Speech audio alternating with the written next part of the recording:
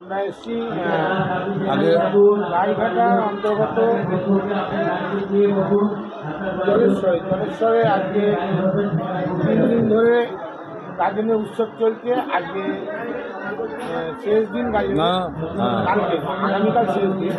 তো আজকে গাজনের আর কি চৈত্র মাসের শেষ সংক্রান্তি, চৈত্র সংক্রান্তি শেষ আজকে ঝাঁপ চলছে। জলেশ্বর মন্দির কী বলবেন দাদা, এই মন্দির এবং আপনাদের কী ধরনের এখানে হয়, মানে পুজোটা কী ধরনের, মানে কতদিন ধরে হয়? আর পুজো তো বহুদিন ধরেই হচ্ছে এবং আমরা যেটা জেনেছি সেটা মোটামুটি 870 বছরের প্রাচীন এই মন্দির এবং সেই মতোভাবে এটা চলে আসছে। পরম্পরা অনুযায়ী যেটা হওয়া দরকার সেটা হচ্ছে।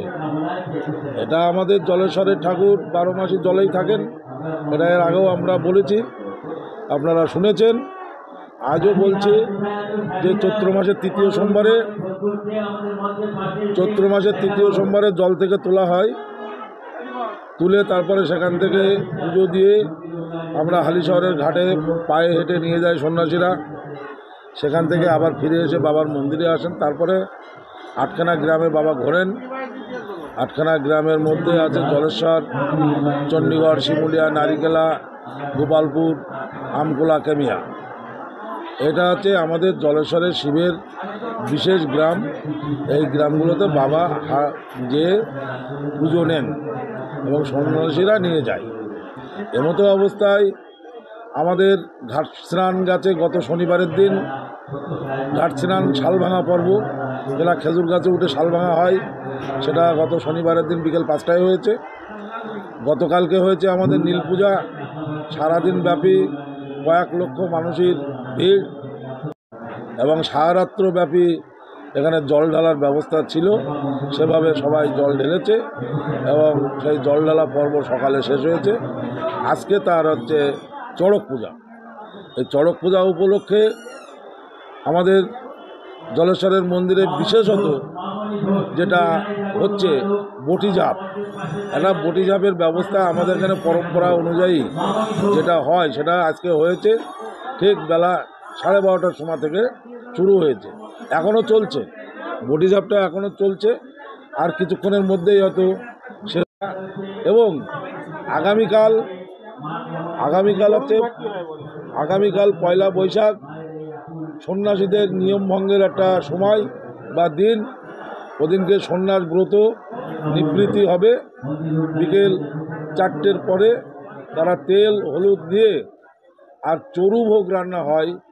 সেই চরুভোগ বটের পাতা করে বাবাকে 1 বছরের জন্যে বাবা জলে থাকবে। 1 বছরের জন্য যত সন্ন্যাসী হবে সেই সন্ন্যাসী ওই চরুভোগটা জলেই দিয়ে আসে এবং এটাই বাবা সারা বছরের আবার সামনের বছর তোলার সেই তৃতীয় সোমবার 1432 সালে 1432-এর তৃতীয় সোমবার চৈত্র মাস, সেই সময় আবার বাবাকে জল থেকে উঠানো হবে। এটাই আর কি এখানকার নিয়ম, পরম্পরা, চিরাচরিত প্রথা, এটাই চলে আসছে। আমার নাম নিদুসাগর মণ্ডল, এই মন্দির কমিটির সহ সম্পাদক। নমস্কার। আর একটা বিষয় বলতে চাই, মন্দিরে আসার জন্যে এই জলেশ্বরের মন্দিরে এখানে আমাদের বাবার মন্দির হয়েছে এবং কালী মায়ের একটা মন্দির তৈরি হচ্ছে, প্রায় 1 কোটি টাকা ব্যয়। এবং পাশে ভোগপোতা, সেখানে যে মন্দিরটা তৈরি হয়েছে হর পার্বতীর মন্দির, সেটা আমরা আগামী শ্রাবণ মাসে উদ্বোধন করব। তারপরে ভক্তবিন্দু এখানে আসলে আমরা একটা প্রসাদ বিতরণের একটা ঘর আমরা তৈরি করেছি, প্রায় 3000 স্কোয়ার ফুটের। সেখানে আমরা কুপন সিস্টেমে প্রসাদ বিতরণ করব আগামীতে। প্রশাসন আমাদের বিশেষভাবে সহযোগিতা করেছে এবং আমরা ইতিপূর্বে সহযোগিতা পেয়েছি, কিন্তু এইবার মেলাতে 2025 সালের এই মেলাতে বা চড়ক পূজাতে প্রশাসন অভূতপূর্ব। তারা যা এখানে পরিষেবা দিয়েছে মানুষের, বিশেষভাবে মহিলাদের সব থেকে ভালো পরিষেবা দিয়েছে। এটা আমরা খুব খুশি হয়েছি, প্রশাসনের উপরে আমরা বিরাট খুশি। ওনারা কালকে যেমন আমাদের ওসি সাহেব এখানে ছিলেন এবং এসডিপিও সাহেবও এখানে ছিলেন, তারা নিজেরা দেখভাল করে সবাই নিজেরা ময়দানে নেমে এই ব্যবস্থা ওনারা করেছেন এবং খুবই ভালো হয়েছে। আমরা প্রশাসনের উপরে খুবই খুশি। যাই হোক, আরেকটা বিষয় হচ্ছে যে এই মন্দিরে আসার একটা রাস্তার নির্ণয় যেটা বলছি, সেটা হচ্ছে শিয়ালদা থেকে ট্রেনে, বনগাঁগামী ট্রেনে আপনারা উঠবেন, হাবড়াতে নামবেন, হাবড়াতে নেমে আপনারা ওখান থেকে অটো কিংবা DN44 বাস জলেশ্বরের মোড়ে নামবেন। জলেশ্বরের মোড় থেকে 1 কিলোমিটার জলেশ্বর বাবার মন্দির।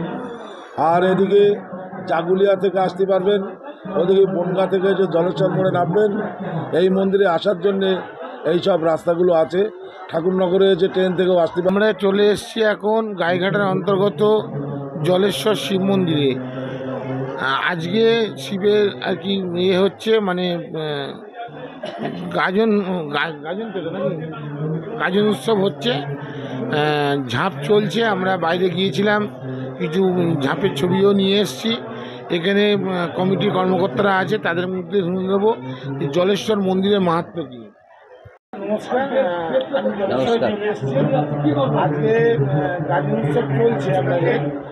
এই যে জলেশ্বর মন্দিরে গাজন কদিন ধরে হয় এবং মেলাও বসে, কদিন ধরে মেলাটা হয়? মেলাটা আমরা মূলত ঘোষণা করি 7 দিনের। আসলে মেলাটা হচ্ছে এটাকে বলা হয় প্রথম দিন হচ্ছে ঘাট সন্ন্যাস, তারপরে নীলের পূজা যেটা গাজনের পূজা আর কি, তারপর হচ্ছে চড়ক, যেটাকে বিভিন্ন জায়গাতে বিভিন্ন রকম, কোথায় বটি ঝাঁপ হয়, কোথায় বড়শি ফুটিয়ে যে দোলনাগুলো করে সেই হিসাবে হয়। সুতরাং চড়ক মেলা বলতে যেটা আমাদের পরম্পরাতে আছে এবং আমাদের দেশে প্রচলিত আছে, তারই একটা অঙ্গ হিসাবে আমাদের এখানে শিব মন্দির, মানে জলেশ্বর শিব মন্দির বহুকালের পুরানো। এর অনেক এই যে পুকুর থেকে মানুষ দেখলাম স্নান করে ঝাঁপ দিচ্ছে এবং মন্দির পুজো দিচ্ছে, জলেশ্বর মন্দিরের মোটামুটি মাহাত্ম্যটা কি, কতদিন ধরে এই প্রথা চলে আসছে? এটা যদি বলেন শোনার ব্যাপারে, আমরা শুনে আসছি বহুদিন ধরে। আবার বলা যেতে পারে যে ঐতিহাসিকভাবে যদি বলা হয়, সেটা 1200 থেকে 1300 বছর ধরে এটা চলে আসছে। এটা কয়েকটা ভাগে ছিল, কিন্তু মূলত 400 থেকে 800 বছর ধরে বলা যায় শিবের পূজাটা হয়ে আসছে। কদিনের পূজায় থাকে আপনার? 3 দিনের থাকে, মূলত ঘাট সন্ন্যাস, নীল পূজা এবং চড়ক পূজা। আর পয়লা বৈশাখটা যেটা ধরা হয় জলেশ্বরের ক্ষেত্রে, সেটা হচ্ছে যে জলেশ্বরের শিব, বুড়ো শিব বলা হয়, উনি জলে থাকেন। সেই জন্য পয়লা বৈশাখে সন্ন্যাসীরা তার সারা বছর যে উনি জলে থাকেন তার খাওয়ার সহ ওনাকে জলে রেখে আসে। সেই হিসাবে চড়ু ভোগ বলে একটা ভোগ দেওয়া হয়। সেই ভোগ ওই আমরা জলের মধ্যে পাতায় সহকারে, হ্যাঁ, পয়লা বৈশাখে। মোটামুটি এই 3 দিনের প্রোগ্রামের পরে 4 দিনের প্রোগ্রাম। হ্যাঁ, কত মানুষের আগমন হয় এখানে? বিভিন্ন পর্যায়ে বলা যায় 7 থেকে 8 লাখ লোক আসে। এই আমাদের ঠাকুর তোলার থেকে আর এই ঠাকুর জলে যাওয়া পর্যন্ত বিভিন্ন পর্যায়ে যে মানুষ আসে, সেটা প্রায় 7 থেকে 8 লাখ। দেখি বহু দূর দূরান্ত থেকে লোক আসে, মানুষ যে করে যায়, হ্যাঁ, সেই মানুষ আবার পূর্ণ করতে হলে তারা আবার ঘুরে আসে। হ্যাঁ, অনেকে যারা মানত করে যান এবং মানত পূর্ণ হলে আবার আসেন, আবার তাদের পূর্ণতা পাওয়ার জন্য আমাদের কাছে দান করে যান, ঠাকুরের কাছে দান করে যান, এবং সেটা ঘোষণাও আমরা করে দিই। আমি একটা বই দিয়েছিলেন এখানে, এবছর বইটা গ্রহণ করা হলো। আপনি বলছিলেন যে আমার কাছে জলেশ্বরের মাহাত্ম্য বলতে কত বছর ধরে এই যে জল থেকেই কি এই শিল্পটা উঠেছিল? আমরা যতদিন দেখছি বা আমাদের বাপ ঠাকুরদাদের আমল থেকে বলা যেতে পারে 200 বছর ধরে শুনে আসছি, যেটা আমরা এখন এই যে কথাগুলো বললাম পিছনে, এগুলোই তাদের মুখ থেকে শোনা, এবং সেটাই আমরা দেখতে দেখতে বড় হয়েছি বা এখন সেটাই চলছে, সেই নিয়মগুলো। আমার নাম হচ্ছে কমল মণ্ডল, জলেশ্বর শিব মন্দির ও পর্যটন উন্নয়ন কমিটির মেলা পরিচালনার যে একটা কমিটি করা হয়েছে তার সভাপতি।